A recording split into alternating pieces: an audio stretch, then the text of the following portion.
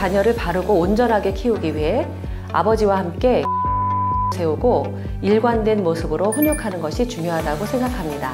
아버지, 어머니 역할을 나눌 것이 아니라 아버지와 어머니가 합의를 하여 내가 만난 아버지의 잘못을 되풀이하지 않도록 깨어 있어야 합니다.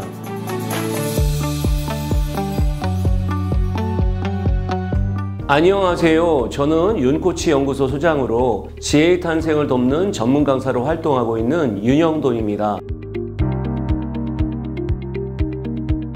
현재 인사혁신처 정책자문위원 커리어코치협회 부회장을 맡고 있으며 채용 트렌드 2024, 글쓰기 신곡, 기획서 마스터 등을 집필했습니다.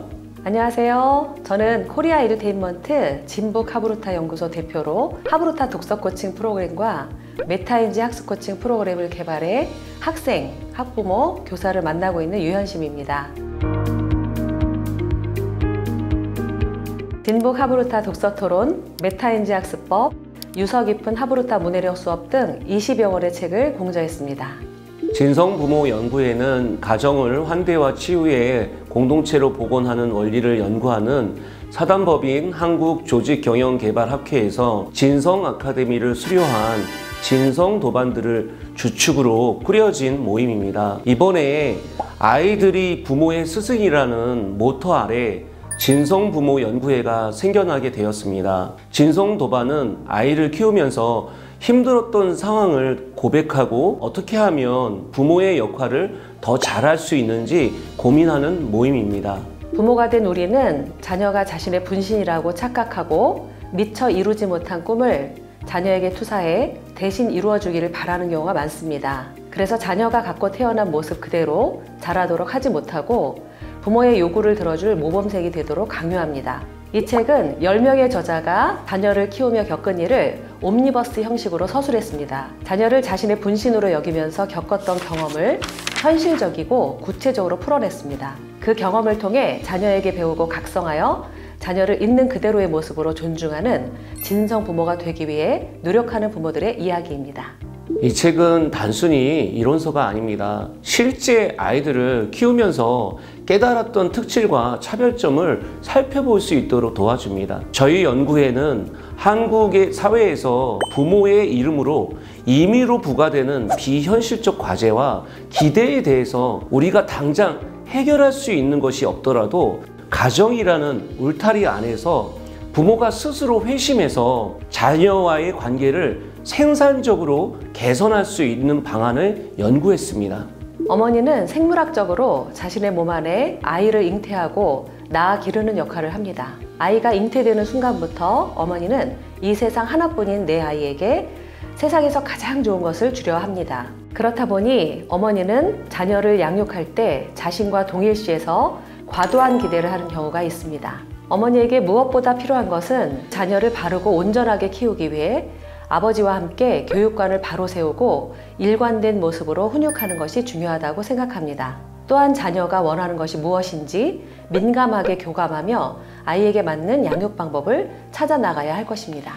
옛날에는 엄격한 아버지가 일반적인 이미지였다면 요즘에는 친구 같은 아버지를 지향하는 젊은 아빠들이 늘어나고 있습니다.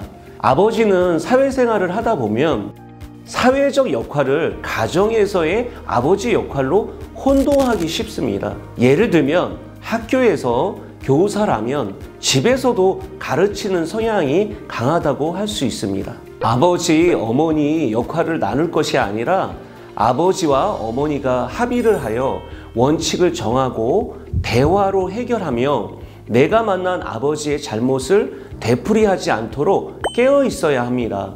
누구나 그렇듯 저는 아이가 너무 소중한 나머지 세상에서 가장 좋은 것을 주려 한 것이 아이에게 부담으로 작용했습니다. 미술, 영어, 피아노, 수학, 국어 등 어린아이가 감당하기 힘든 많은 교육을 시켰습니다. 아버지는 아이를 놀리며 키우길 바랐는데 부부가 미리 교육관을 합의해서 세우고 양육하지 않았기 때문에 갈등 요인이 있었던 것 같습니다. 제 경험을 보더라도 부모가 바른 교육관을 세우고 합심해서 아이를 키우는 것이 중요하다고 생각합니다.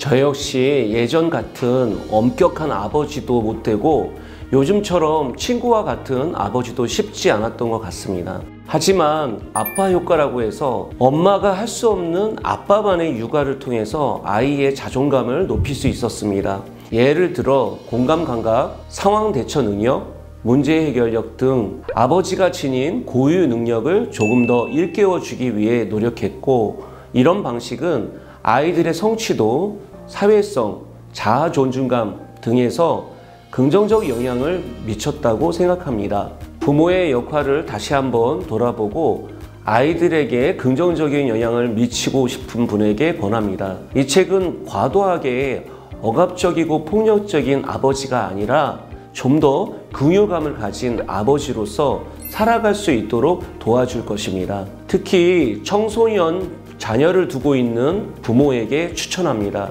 평소 중요하게 생각하지 않았던 가족의 중요성을 깨닫게 할 것입니다.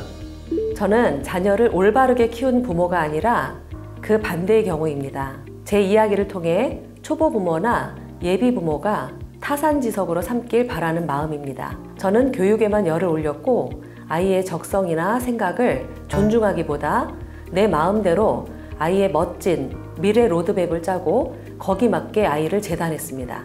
부모가 욕심으로 자녀를 키우려 할수록 아이들은 달아나고 숨어버립니다. 내가 존중받기를 바라는 대로 우리 아이들도 갖고 태어난 그대로의 모습으로 살아갈 수 있도록 돕는 부모가 되시기를 바랍니다. 가장 큰 배움은 먼저 가본 사람들의 이야기를 들어보는 것입니다. 특히 실수와 실패를 통해서 우리는 성장합니다. 솔직하게 풀어낸 진성 부모의 이야기를 통해 자신을 되돌아보고 새롭게 부모의 역할을 깨달을 수 있을 것입니다. 사실 이 책을 함께 쓰면서 갈등이 많았습니다. 왜냐하면 이 책은 나는 이렇게 아이를 훌륭하게 키웠다는 자랑을 늘어놓기 위해 쓴 것이 아니기 때문입니다. 먼저 부모가 되어 아이를 키운다는 것이 얼마나 힘든 고난의 길인지 선배 부모로서 너무나 잘한다는 위로를 건네고 싶습니다. 그리고 흔들리고 부딪히면서도 아이 스스로 자신의 길을 개척해 나가도록 돕는 부모가 되시길 기원합니다. 감사합니다.